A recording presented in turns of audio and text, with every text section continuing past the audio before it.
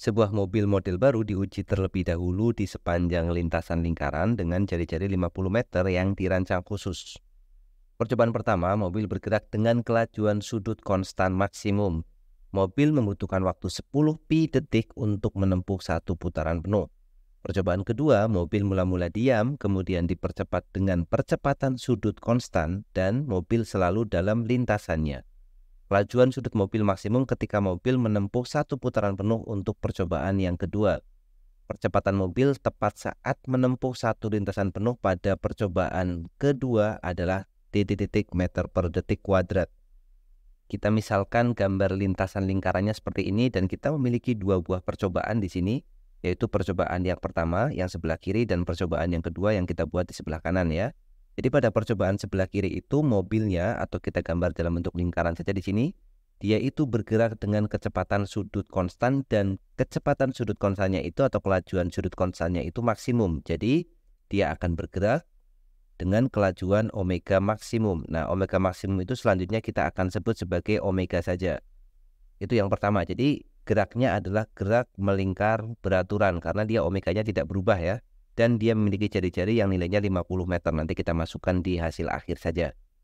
Kemudian pada percobaan pertama ini, waktu yang diperlukan mobil mulai dari dia bergerak di posisi awal sini sampai dia kembali di posisi semula atau dia membentuk satu putaran penuh itu waktunya adalah 10 pi detik.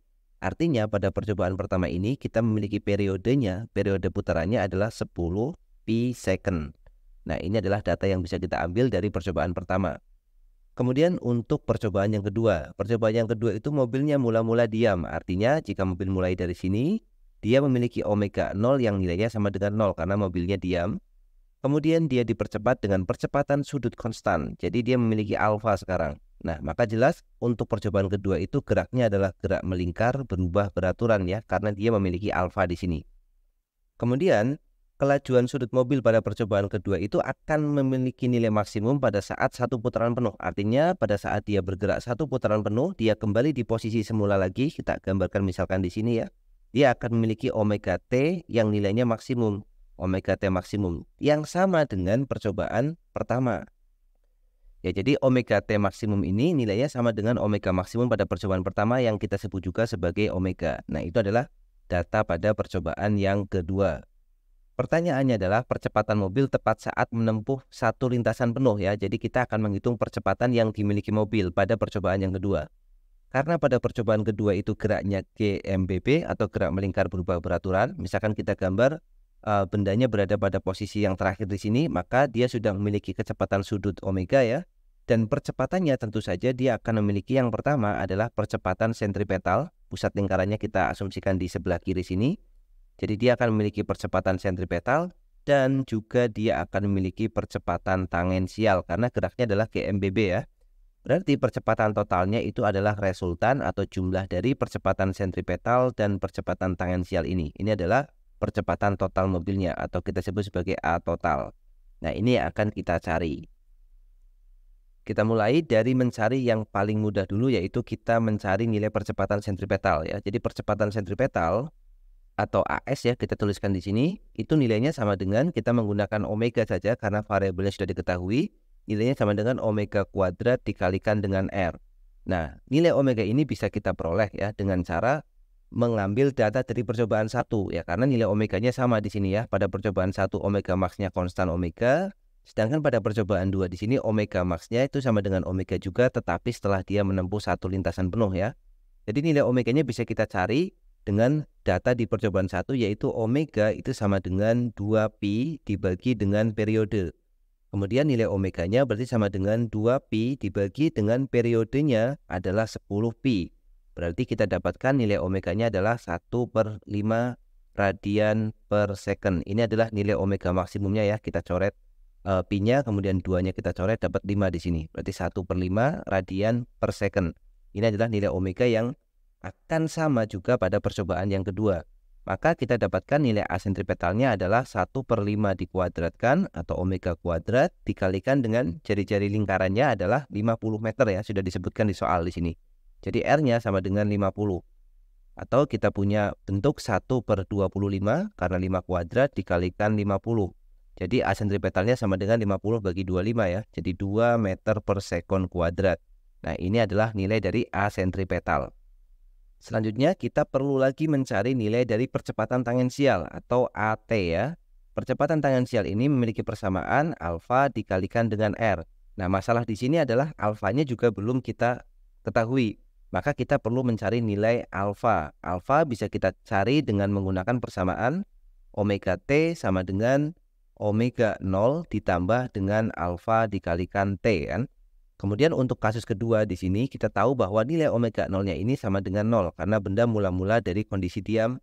Kemudian nilai omega T-nya di sini sama dengan omega sama dengan 0 ditambah alfa dikalikan waktu yang dibutuhkan oleh percobaan 2 ini untuk membentuk satu lingkaran penuh atau kita sebut sebagai waktu periode 2 atau kita sebut sebagai T2.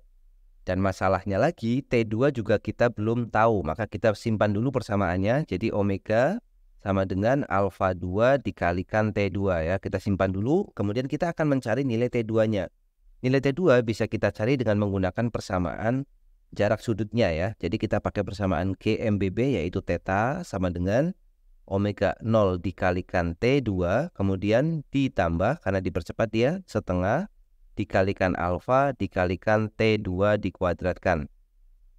Selanjutnya, untuk menempuh satu lintasan penuh, maka dia akan membentuk atau akan menyapu sudut sebesar 2pi radian atau 360 derajat ya. Jadi tetanya di sini sama dengan 2pi radian. Kita akan menggunakan satuan yang radian. Jadi teta kita isikan 2pi. Kemudian omega 0-nya adalah 0 ditambah dengan setengah dikalikan alfa dikalikan T2 dikuadratkan. Selanjutnya kita bisa susun ulang, maka kita dapat nilai T2-nya dalam alfa ya. Jadi kita dapatkan 4pi, kita kalikan 2 semua, dibagi dengan alfa itu sama dengan T2 kuadrat. Atau T2-nya adalah akar dari 4pi dibagi dengan alfa. Ini adalah nilai dari T2-nya.